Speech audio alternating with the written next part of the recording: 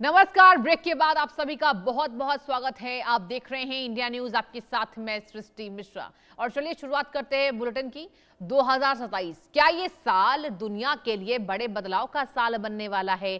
क्या युद्ध का दायरा और बढ़ जाएगा? क्या दुनिया के अलग अलग हिस्सों में तनाव नई तबाही का कारण बनेगा? और क्या प्रकृति भी 2027 में अपना रौद्र रूप दिखाएगी? ज्योतिष के नजरिए से 2027 को लेकर कई तरह के दावे और भविष्यवाणियां सामने आ रही हैं। विश्व मौसम संगठन यानी कि WMO के मुताबिक 2026 में विकसित हो रहा मजबूत एल नीनो वैश्विक तापमान और बारिश के पैटर्न को प्रभावित कर सकता है और इसका असर 2027 की शुरुआत तक महसूस हो सकता है। इससे कुछ क्षेत्रों में अत्यधिक बारिश और बाढ़ तो कुछ इलाकों में सूखा और पानी की कमी का खतरा दर्शकों बढ़ सकता है। और देखिए, खतरा जो है वो सिर्फ मौसम तक सीमित नहीं है। हीट वेव है, जंगल की आग है, समुद्री तूफान है, भूस्खलन है और तटीय इलाकों में यहाँ चरम मौसम भी बड़ा संकट बन सकते हैं। लेकिन देखिए, सवाल सबसे बड़ा है। सवाल क्या है कि क्या 2027 वाकई महातबाही का साल होगा? क्या युद्ध और प्राकृतिक आपदाएं एक साथ दुनिया को घेर लेंगी? आज हमारे खास एस्ट्रो शो में करेंगे इसी बड़े सवाल की पड़ताल और बेहद खास मेहमान मेरे साथ यहाँ मौजूद हैं। आचार्य संजीव अग्निहोत्री जी, बहुत बहुत स्वागत है आचार्य जी आपका। और शिवांगी निर्भय जी ज्योतिषी हैं। शिवांगी जी, बहुत बहुत मैं स्वागत करती हूँ आपका इंडिया न्यूज पर। दोनों का बहुत बहुत स्वागत। और पहला सवाल मेरा होगा आचार्य जी आपसे। संजीव जी, देखिए, वाकई हम देख रहे हैं कि कहीं ना कहीं जलवायु परिवर्तन हो रहा है, अत्यधिक बारिश हो रही है, पहाड़ी क्षेत्रों में भूस्खलन का खतरा बढ़ रहा है और जिस तरीके से तबाही मची हुई है, सैकड़ों जो घर है वो बाढ़ की चपेट में हैं। वाकई ये डराने वाला क्या साल है? और क्या आप आज गणनाएं अपनी लेकर आए हैं? ज्योतिषी क्या कह रहे हैं? आप किस तरीके से इसको यहाँ पर विश्लेषण इसका देंगे? क्या चल रहा है? कब तक ये संकट रहेगा? देखिए, आपने बहुत अच्छी बात पूछी है। इस समय बड़ा क्षतिग्रस्त एक समय चल रहा है। हाँ। और भयावह एक समय चल रहा है और ये अभी चलेगा। कम से कम ये 17 नवंबर तक ये बिल्कुल भी शांति नहीं होने वाली। अब देखिए किस तरह से आज मैं देख रहा, एक पुल भी साथ में बहा चला जा रहा था, इतना रफ्तार से जला रहा था। इतनी अनावृष्टि हो रही थी। और ये कब होता है? ज्योतिष में जब जब बृहस्पति देव, हालांकि बृहस्पति देव को सभी जानते हैं कि बहुत ही सौम्य ग्रह है, बहुत ही उत्तमता प्रदान करने वाले हैं, गुरु हैं, सबकी कृपा रक्षा करने वाले हैं, सबसे उत्तम उनकी दृष्टि, उनसे बढ़िया किसी ग्रह की दृष्टि नहीं है। जो कृपा अगर किसी की दृष्टि में बरसती तो ओनली फॉर केवल बृहस्पति देव की बरसती है। लेकिन बृहस्पति देव जब अतिचारी हो जाते हैं, एक कहावत है, सीधा व्यक्ति कभी ज्यादा बोलता नहीं है। हाँ। कभी लड़ता नहीं है। और एक बार यदि उसे क्रोध आ गया तो फिर उसके क्रोध को विधाता भी नहीं रोक सकते। बहुत जबरदस्त फिर वो मतलब अतिक्रमण। इस समय गुरु अतिचारी है तो उस चक्कर में ये देखिए इतना सब अतिक्रमण। दूसरा, केतु जो है इस समय एक प्रकार से ग्रहण दोष बनाकर बैठा है। अपने शत्रु सूर्य की राशि में बैठा है और वहाँ बैठ करके ये जो अनावृष्टि, ये अनाचार, भ्रष्टाचार, ये कई तरह का जो अराजकता हमारे देश में है, नेताओं की, अभिनेताओं की, जो भी कुछ है, ये सब आपके सामने देखने को आ रही है। जिस नेता को सोच समझकर बोलना चाहिए, क्योंकि बहुत बड़े जनता का प्रतिनिधित्व करता है और वो नेता आज संसद में क्या बोल रहा है, वो नेता आज बाहर खड़े होकर के मीडिया जगत, जो बिल्कुल सत्य की एक धारा है, मीडिया एक सत्य की बहती हुई दिव्य कल्लोल करती हुई अव्याहत गति की दिव्य गंगा की धारा है मीडिया जगत, उस मीडिया जगत के सामने क्या क्या बयान दे रहा है। संसद भवन जो देश का सर्वोच्च मंदिर है, उस मंदिर में आप किसको क्या शब्द बोल रहे हो, क्या बोल रहे हो, सोच समझ कर बोलना चाहिए। ये केतु का प्रभाव है, ये मंगल का प्रभाव, क्योंकि मंगल देव इस समय अपनी प्रबल शत्रु राशि कन्या मिथुन में बैठे हुए हैं। क्षमा चाहूंगा, मिथुन राशि में मंगल कभी अच्छा फल नहीं देगा, कन्या राशि में कभी अच्छा फल नहीं देगा। ऐसे ही बुध कभी भी आपको मंगल की राशि में अच्छा फल नहीं दे सकता है, हमेशा अतिक्रमण रहेगा, व्यतिक्रम होगा। तो बहुत सारी ग्रहों की स्थितियां इस तरह की चल रही। शनिदेव की कहें तो शनिदेव भी इस समय जो है विपरीत चल रहे हैं और शनिदेव जब तक मार्गी नहीं होंगे तब तक ये भयावह स्थिति रहेगी। बहुत हाँ। और इन्हीं बृहस्पति देव की मीन राशि में संचार कर रहे हैं बृहस्पति देव, तो मीन राशि में शनिदेव संचार कर रहे हैं, तो वो भी एक प्रकार से कई ग्रहों की स्थिति ऐसी है। अब मुझे लगता है कि कल से वो भी आ गए हैं शायद इसमें सिंह राशि अपनी राशि में सूर्यदेव आ गए तो वो तो ठीक है, तो वो ये करेंगे कि साहब यशमान प्रतिष्ठा बढ़ाएंगे और राजकीय सम्मान बढ़ेगा और अच्छी स्थिति में रहेंगे। अगर कहीं युद्ध होता है तो जीत होगी, हार नहीं होगी, तो ये भारत के लिए अच्छी खबर है। तो सूर्य इस समय स्वराशि के, तो इस स्थिति के कारण केतु क्योंकि बहुत ज्यादा उथल पुथल मचाता है, मंगल करे दंगल, तो केतु क्योंकि मंगल जैसा प्रभाव देता है और राहु क्योंकि शनि जैसा प्रभाव देता है, तो केतु के कारण इतना अनाचार, भ्रष्टाचार, अनावृष्टि और बार बार लोगों अच्छा, मतलब एक केतु करा रहा है। हाँ, केतु का जिस बहुत बड़ा तरीके से अनावृष्टि हो रही है, बिल्कुल भूस्खलन, बादल फट रहा है। मैं साहब कहना चाहूंगा मिश्रा जी साहब, हाँ। इस समय वर्षा काल है, तो वर्षा काल में तो डेफिनेटली वर्षा तो होनी चाहिए और होगी, लेकिन कई जगह ऐसी वर्षा हो जिससे जनता का जो है बहुत ज़्यादा अतिक्रमण हो जाए। तो ये क्योंकि ग्रहों की एक भूमिका रहती है, बृहस्पति देव अतिचारी है, तो हर जगह जनता में भी अतिक्रमण देखने को मिलेगा। हाँ। और नेताओं में भी अतिक्रमण मिलेगा, देश विदेशों में भी अतिक्रमण मिलेगा। तो ये सब बहुत कुछ कई ग्रहों का प्रभाव के कारण ये इस तरह का हमारे यहाँ सब जगह ये भयावह एक वातावरण बना हुआ। ठीक है शिवांगी जी, मैं आपके पास आना चाहूंगी और आपसे भी मेरा यही सवाल होगा। देखिए, वाकई आचार्य जी बता रहे थे कि ये ग्रह करा रहे हैं और इन सब बातों पर कहीं ना कहीं जनता देखिए विश्वास भी करती है, ज्योतिष में जनता विश्वास भी करती है। कई ऐसी जनता है जो ज्योतिष को नहीं भी मानती है। लेकिन मैं आपसे पूछना चाहूंगी, ये जो हो रहा है, देखिए कई बार आप हमारे चैनल पे आ चुकी हैं और आपने ये भविष्यवाणी कर दी है कि कहीं ना कहीं वैश्विक तनाव जो है वो अभी खत्म नहीं होने वाला है। तनाव भी हम झेल रहे हैं, हम वर्षा भी झेल रहे हैं, बादल भी फट रहे हैं, जिस तरीके से मौसम में परिवर्तन हो रहा है। और यही वजह है कि आप देखिए सरकारें अब सोच रही हैं कि कहीं ना कहीं पेट्रोल डीजल का जो उपयोग है वो कैसे कम करें ताकि जलवायु परिवर्तन ना हो। और हम ये बात जानते हैं कि कहीं ना कहीं जो आम इंसान करती है उसके बाद नेचर जो है उसको जवाब देती है। अब ऐसे में आपसे जानना चाहूंगी कि यह कब तक चलेगा? क्या जलवायु परिवर्तन जितनी तेज गति से हो रहा है, क्या वाकई हमें संभलना चाहिए? आम जनता को, इंसानों को क्या संभलना चाहिए? नेचर को समझना चाहिए? क्या गणना है आपके पास? बिल्कुल, सबसे पहले इंडिया न्यूज के इस मंच को, सभी दर्शकों को, मेरे पैनलिस्ट आचार्य जी को और सृष्टि जी आपको राधे राधे प्रणाम, जय हिंद, जय भारत। यहाँ पर जैसा कि आचार्य जी ने कहा, ग्रहों का जो संयोग है, बिल्कुल ग्रहों के संयोग को भी हमें समझना जरूरी है। राहु का जो प्रभाव है, धनिष्ठा नक्षत्र में जा चुके हैं राहु। अच्छा। जो कि मंगल का नक्षत्र है और मंगल का नक्षत्र है और मंगल इधर मिथुन में है। अब आगे जाके नवंबर में वो जैसे अक्टूबर में चेंज होंगे, कर्क में जाएंगे, नीचस्थ है उनकी राशि। तो मुझे जो दिखाई दे रहा है, जो आपका सवाल था, हाँ।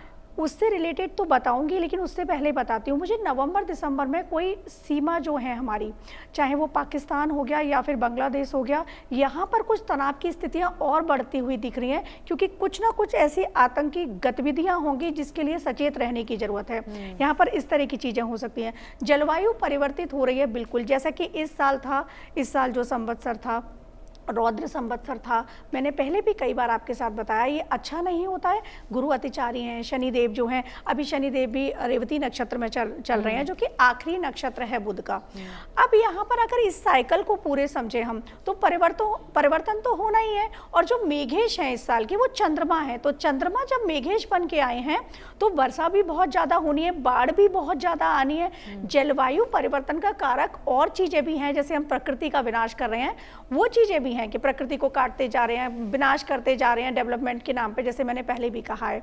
तो वो चीजें वो चीजें अपना रौद्र रूप प्रकृति दिखाएगी। उत्तराखंड में दृश्य एक बार याद हम दिलाना चाहेंगे दर्शकों को, वहां पर महिलाओं ने सामने आकर विरोध जताया कि पेड़ मत काटो, और अगर आप पेड़ काटोगे तो ये हमारे ऊपर नुकसान होगा। बिल्कुल हो रहा है। और देखिए, और पेड़ को हमारे यहाँ जैसे श्रीमद् भगवत गीता में भगवान ने क्या कहा कि वृक्ष में भी मैं हूँ, और उसी वृक्ष को आप काट रहे हो। ठीक है, डेवलपमेंट हो रहा है, नो डाउट, लेकिन वो कितना ज्यादा हार्मफुल हो रहा है वो समझ में किसी को नहीं आ रहा है। ग्लोबल वार्मिंग क्यों हो रही है, चीजें बदल रही हैं। प्लास्टिक का यूज देखो कितना सारा हो रहा है। अभी गाजीपुर पे ही जब मैं आती हूँ, डेली देखती हूँ इतना कचरे का ढेर लगा होता है। हाँ। तो वो सारी चीजें हम अवेयर नहीं हो रहे हैं कहीं ना कहीं। अब अगर मैं ग्रह नक्षत्रों पे आ जाती हूँ, तो इस साल के जो ग्रह नक्षत्र हैं वो भी, चाहे शनि को देखें, शनि अभी सितंबर में जाके वापस अपने ही नक्षत्र उत्तरा भाद्रपद में आ जाएंगे, तो वहां से चीजें आप देखना फिर से परिवर्तित होंगी। मंगल का जैसे मैंने बताया, मंगल जाते जाते मंगल दंगल करा के जाएगा। मंगल मंगल भी करता है और मंगल अमंगल भी करता है। तो इस साल के अंत तक मुझे ऐसा दिख रहा है कि नवंबर दिसंबर वो माह होंगे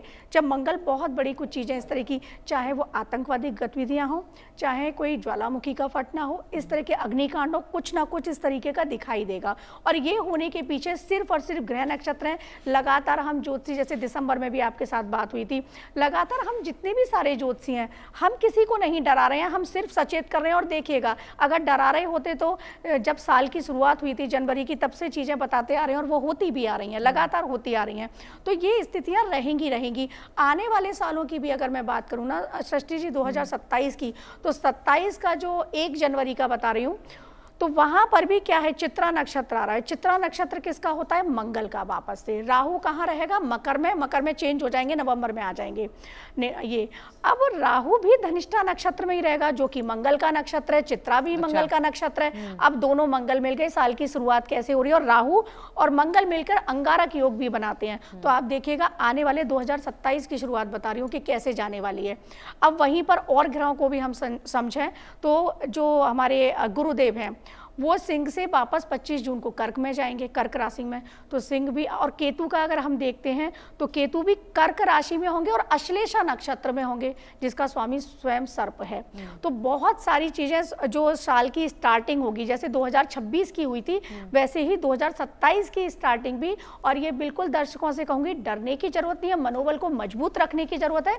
लेकिन 2027 और भयावह जाने वाला है, क्योंकि हम नहीं सचेत हो रहे हैं। ग्रह भी इस तरफ इशारा कर रहे हैं, प्रकृति भी हमें बता रही है कि हमें समझना होगा, हमें बदलना होगा, लेकिन हम नहीं बदल रहे हैं। तो ग्रह नक्षत्र भी इस तरफ इशारा कर रहे हैं कि आने वाले साल में भी कुछ स्थितियां ठीक नहीं चल रही हैं, क्योंकि शनि भी मीन से निकलकर फिर मेष में जाएंगे, वहां भी ये परिवर्तन होगा। तो अगर आगे आने वाले साल को भी हम देखते हैं ना सृष्टि जी, तो ये कुछ सुधरता हुआ नहीं दिख रहा है। और जो हम प्राकृतिक आपदाओं की बात करें, प्राकृतिक आपदाएं 2026 से ज्यादा आएंगी। आपने बात की, देखिए 2-3 जगहों पर ज्वालामुखी के फटने की भी जानकारी आई, आसपास के लोगों को खाली करा दिया गया। बिल्कुल ठीक कह रही हैं। और कई जगह हमने देखा कि कहीं ना कहीं नेचुरल डिजास्टर को लेकर सचेत किया जा रहा है। बिल्कुल। तो ये चीजें मुझे दिखाई दे रही हैं, चाहे जैसा आचार्य जी ने कहा, चाहे संजीव जी ने, कि जैसा चाहे वो बाढ़ का आना हो या ओलावृष्टि का होना हो, ये सारी चीजें हर साल होती हैं, बिल्कुल होती हैं। और लोग बोलते भी हैं ये तो सब हर साल होता है, लेकिन किसी साल ज्यादा होता है, ये होता है। तो इस साल वो चीजें ज्यादा हुई हैं। केदारनाथ में वो घटना घटी थी, तो वहाँ क्या हुआ था, होटल बनाए गए थे डेवलपमेंट के नाम पर, तो वो त्रासदी हुई। और जो जितनी बड़ी त्रासदी हुई लास्ट ईयर धराली में हुआ, इस बार देखिए असम में किस तरह की बाढ़ आई हुई है, या गुजरात में हम देखें तो कहीं ना कहीं किसी ना क्षेत्र को प्रभावित कर रही है और चीजें बढ़ती ही चली जा रही हैं। लोग सचेत नहीं हो रहे हैं, अवेयरनेस उनमें नहीं आ रही है। अगर हम सुधर जाएं, हम अपनी मिट्टी से जुड़ जाएं, जिसको मैं बार बार कहती हूँ, चीजें समझ जाएंगी, सुधर जाएंगी। लेकिन हम उस तरफ जाते ही नहीं है, हम अपनी चीजों को नहीं अपनाते हैं। पहले भी लोग, ठीक है आज सुविधाएं बहुत हो गई, मैं भी शायद एसी के बिना ना रह पाऊं, लेकिन पहले लोग छत पर हाथ के पंखे से भी रह जाते थे, खुले में सोते थे। तो मैं ये नहीं कह रही कि डेवलपमेंट होना गलत है, लेकिन डेवलपमेंट को देखना पड़ेगा। अब हाँ, यहाँ डेवलपमेंट पे याद आया कि जो हमारा स्टॉक मार्केट है या हमारी प्रॉपर्टी है, वो 2027 में बूम पर जाएगी। IT सेक्टर बूम पर जाएगा, क्योंकि राहु का प्रभाव रहेगा ना। AI जो अभी लोग चैट GPT के बिल्कुल भरोसे बैठ गए हैं, वो और भरोसे उसी के बैठ जाएंगे। AI भी आगे जाने वाली है। तो ये सारी चीजें 2027 में भी मुझे दिखाई दे रही हैं सृष्टि जी। और जी, यानी कि 27 में भी प्राकृतिक आपदाएं आएंगी। और देखिए, आप दोनों ने बहुत बार ये भी भविष्यवाणी कर दी है कि जो वैश्विक तनाव चल रहा है विश्व युद्ध की ओर, अभी तो हम नहीं कह सकते हैं, लेकिन अगर परिस्थितियां गड़बड़ाई तो हो सकता है। आचार्य जी, आपके पास मैं आना चाहूंगी। और देखिए, दूसरा सवाल मेरा आपसे यही होगा, आज हम बात कर रहे हैं 27 को लेकर और प्राकृतिक आपदाओं को लेकर, जलवायु परिवर्तन को लेकर, जिस तरीके से मौसम विभाग भी हमें चेता रहा है। तो ये जो चेतावनी है, क्या ज्योतिष हमें बताएंगे कैसे हमें रहना होगा, और जिस तरीके से क्या इससे सबक लेना होगा? क्या आम इंसान, क्या हम जिस तरीके से मानवों को जितनी सुविधाएं मिल रही हैं, हम इसके आदी होते जा रहे हैं? हम क्या प्रकृति से बात नहीं कर पा रहे हैं, और हम क्या भगवान के इशारे को नहीं समझ पा रहे? मैं चाहूंगी इस पर आप दर्शकों का ध्यान आकर्षित करें कि आखिर आम जनता क्या करे। देखिए, एक तो अपने आसपास में बहुत साफ सफाई रखिए। और अगर आप साफ सफाई रखते हो तो जन्म कुंडली के हिसाब से, ज्योतिष के हिसाब से, चंद्रमा ग्रह भी आपको सहयोग करेंगे और सबसे ज़्यादा इस मामले में शुक्र ग्रह आपका बहुत बड़ा सहयोग करेंगे। और शुक्र ग्रह जब आपका सहयोग करते हैं तो आपका जीवन लग्जरी होता है, बढ़िया होता है, बहुत उत्तमता की ओर जाता है। लेकिन इन सभी चीज़ों के हम लोग इतने आदी हो चुके हैं बिल्कुल कि हम प्राचीन सभ्यता को बिल्कुल भूल चुके हैं। और ये याद रखिए, इंडिया न्यूज़ से आज बोल रहा हूँ, जिन वस्तुओं को आप पीछे छोड़कर आए हो 30 साल पहले का जीवन, आपको मजबूरन यकीनन आपको वहीं निश्चित आना पड़ेगा, क्योंकि आपने चूल्हे की रोटी छोड़ दी, गैस की खाते ऊपर शरीर में कई तरह की गैस बनती है, आपका जीवन अस्त व्यस्त हो गया है। आज आपको हर 2 मिनट पर दर्द होने लगता है, आप आज हर जगह आप कांपने लगते हो, आज आपको सांस लेने में दिक्कत होती क्योंकि एसी के इतने आदी बन चुके हो। अरे मेरे भाई, किसी चीज़ के इतने आदी मत बनो, स्वस्थ रहो, सानंद रहो और अपना बहुत ध्यान रखिए। केयरफुल आपका जीवन होना चाहिए। अच्छी अच्छी सब्जियों का इस्तेमाल करो, अच्छी अच्छी वस्तुओं का इस्तेमाल करो। और एतावत् जन्म साफल्यम प्राण नामिह देहिषु, बहुत बड़ी बात कह रहा हूँ आपके चैनल से। वृक्षों को हम लोगों ने काटना प्रारंभ कर दिया, जो वृक्ष हमको मानवता सिखाते हैं। अरे भाई, हम वृक्ष में क्या करते हैं? पत्थर मारते हैं, बदले में क्या देता है? बढ़िया सुंदर स्वादुतक उत्तम से उत्तम फल हमको प्रदान करता है, डंडा मारने पर, पत्थर मारने पर। लेकिन क्या अगर मानव का जीवन और वृक्ष का जीवन एज ए फॉर कंपेरिजन किया जाए तो क्या कंपेरिजन हो सकता है? भाई, मानव यदि मर जाता है तो उसका शरीर किस काम आता है? कुछ नहीं, जल जाएगा। इदम शरीरम शतसन्नि जर्जरम, ये शरीर जल जाता है। या क्रमविद भस्म संज्ञान्तम शरीरमिति दुर्लभम, या इसको मिट्टी में गाड़ देंगे तो कृमि आदि खा जाएंगे, और आप उसमें डाल दोगे तो उसको वो हो जाएगा जल में।